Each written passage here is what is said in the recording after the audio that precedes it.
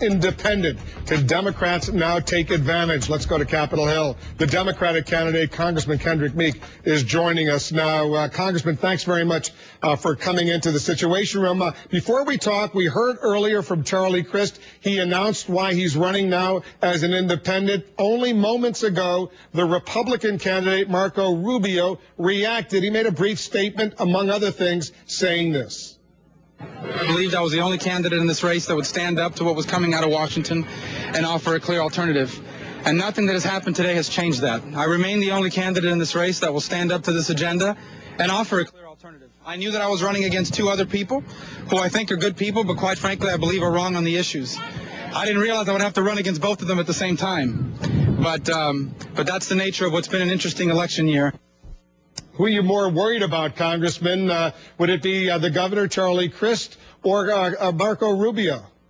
I'll tell you what I'm worried about. I'm worried about 12.3% unemployment in Florida right now. I'm worried about that individual who does not have health care. Thank God we started working on it. I'm also worried about those veterans that are counting on a strong United States senator. The governor has been spending the last 3 weeks going back and forth on his political future. Mr. Rubio is far right of many Floridians and really will not grasp the reality of what's going on in everyday lives of Floridians. He's really picked up on a number of the national, very conservative groups that are pushed his agenda, and they're counting on him. The people of the state of Florida is counting on me. I'm very excited about this race.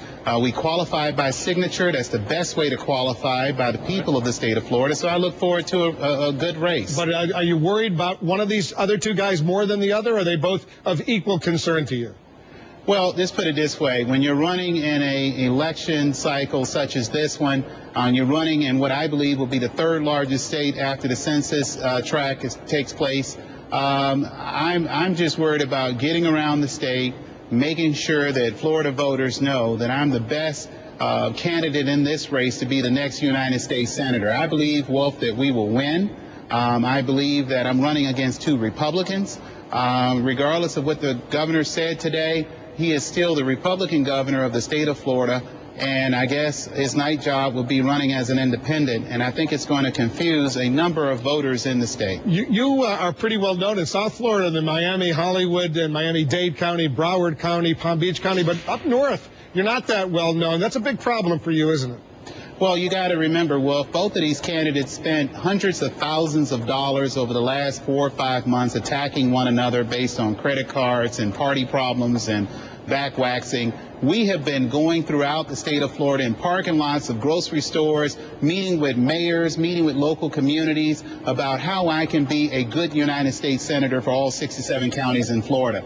The election is not held today, and today happens to be my mother's 84th birthday, so this is a good day for her, and she's in Miami right now watching us. But I can tell you right now, I look forward to my family and my campaign going throughout the state, and at the right time, we will be where we need to be. We haven't even bought a 15-second radio ad yet. Both of these candidates have spent hundreds of thousands of dollars promoting themselves. Well, happy birthday to your mother, first of all. Thank you. She's a lovely, lovely lady. But let's talk a little bit about your strategy. Do you want President Obama to be coming into Florida campaigning on your behalf?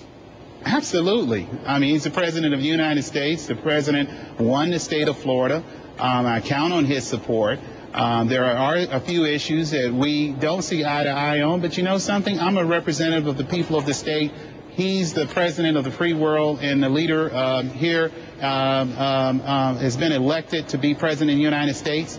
And I look forward to working with the president on the issues, even when we disagree. But we agree on more than we disagree on. And I think it would be a benefit to the people of the state of Florida, at least an open conversation with the president, that someone has been very approachable. And I'm looking forward to building that relationship as we move through the season. I suspect on one issue you strongly disagree with the president, their recent decision to support offshore oil drilling, which Senator Bill Nelson of Florida, the Democrat, he hates that decision. What about you? Senator Nelson and I are hand in hand on that issue. I did raise reservations with the administration. We were supposed to talk with not only the Secretary of the Interior, but also the White House on this very issue. I've been consistent as relates to being against offshore drilling in Florida. I can't say that by every candidate in the race. It was newsflash as of 2 days ago that the governor switched his position once again on offshore oil drilling. And it's important. There's not one chamber of commerce along that Gulf Coast area, need it be Republican or Democratic county or what have you, they're saying that they want offshore oil drilling. What has happened now in the Gulf is a perfect example that can wreck Florida's tourism economy, and we'll continue to work with the administration on that issue. But that's the reason why, Senator Nelson, that's the reason why I can go into the White House and firsthand speak on behalf of Floridians. Should we look at proposals? Absolutely. Should we act on them? If it's going to result in what we have right now, absolutely not. And I look forward to representing the will and the desire of the people of the state of Florida when I become the next United States Senator. This means, I assume, you're not going to seek re-election, obviously, as in the House of Representatives. You're giving up your seat, right? Yes, sir. I'll just put it this way. I'm all in. I don't even know how to play poker, but I know they push their hands for it when they do it. I'm all in, running for the United States Senate. That's been the case. And, Wolf, that has been a question that folks have been asking me, leaving a safe congressional seat that my mother held, that I'm now holding.